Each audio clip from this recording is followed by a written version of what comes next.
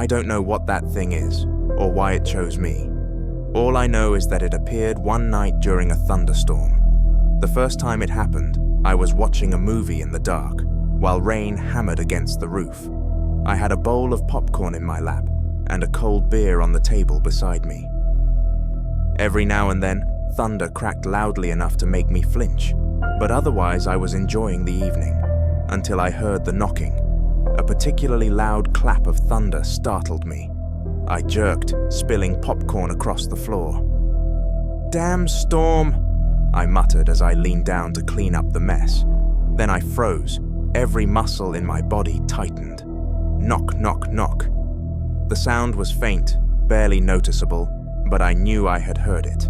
I paused the movie and listened carefully. Then I heard it again. Knock, knock, knock. I crept toward the door, trying to stay as quiet as possible. The knocking came again, louder this time. Knock, knock, knock. Terror crawled through me. Nobody should have been out there. My nearest neighbors lived miles away, and the rain was pouring down in sheets. I swallowed my fear and forced myself to call out to whoever stood on my porch. "Hello, who's there?" Deep down, I didn't expect an answer, but I got one, and it was far more horrifying than I could have imagined. "Alan, it's your mother. Please let me in." I froze. The voice sounded exactly like hers, but it couldn't be my mother.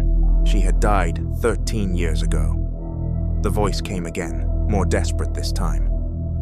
"Alan, please let me in. It's cold out here." I slowly backed away from the door. "I don't know who you are, but you need to leave right now. My mother is dead." The thing outside went silent for a moment, as if processing the information. Then it began to scream. "Alan, let me in. Please let me in, Alan. It's cold, so cold. It hurts. You're a terrible son for leaving your poor mother out in the freezing rain. Alan, open the door." The knocking started again, louder and more frantic. I stumbled backward, feeling as though the house itself was closing in around me. This couldn't be real. It was impossible. The knocking became pounding, heavy, deafening blows that rattled the pictures hanging on the walls. Then, just as everything reached a sickening climax, the pounding suddenly stopped. The only sound outside was the endless rain. I stood there holding my breath, waiting for something to happen. Then it spoke. "I expected better from you, Alan."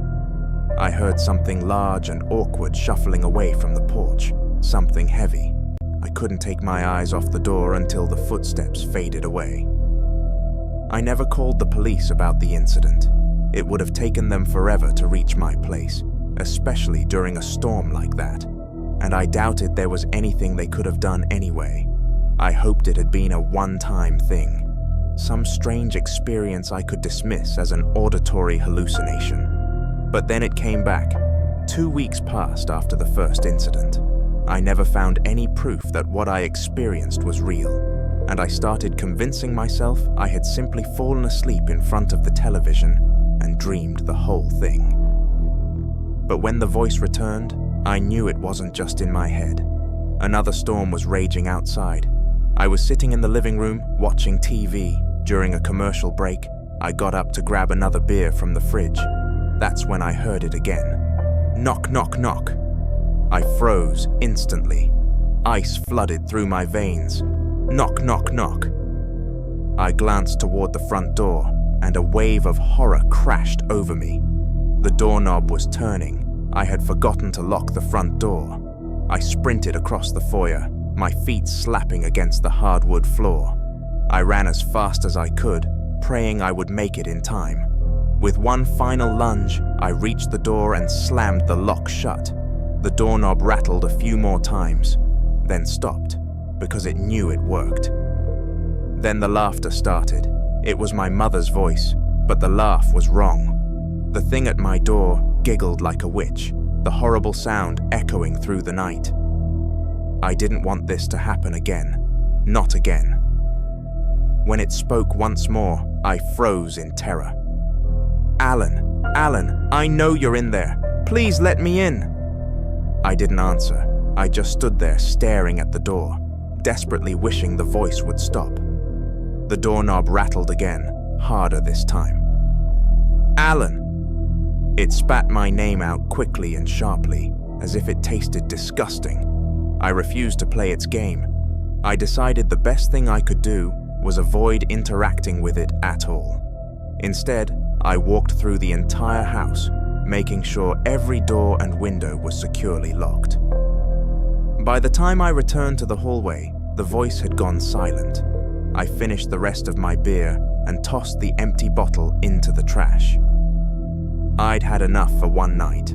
All I wanted was to sleep and forget I had ever heard that voice. I considered turning off the TV, but changed my mind. If that thing was still outside, I didn't want it to know I had left the living room.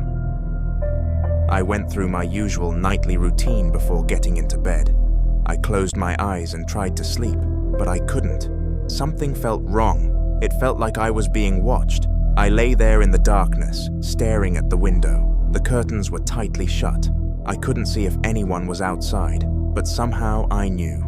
I knew that thing was standing outside my window, watching me while I tried to sleep.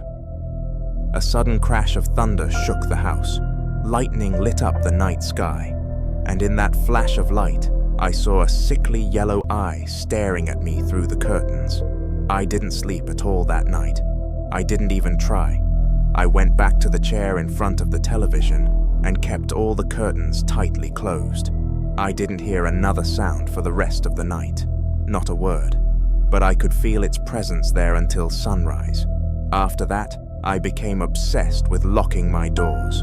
Every time I came home, I checked every lock in the house.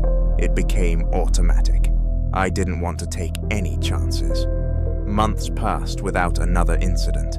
Every time heavy rain started, I stayed on edge.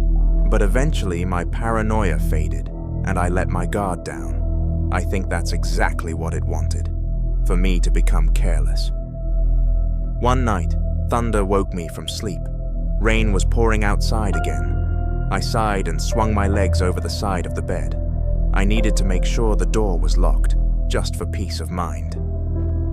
The moment my feet touched the floor, a sharp pain tore through my ankle.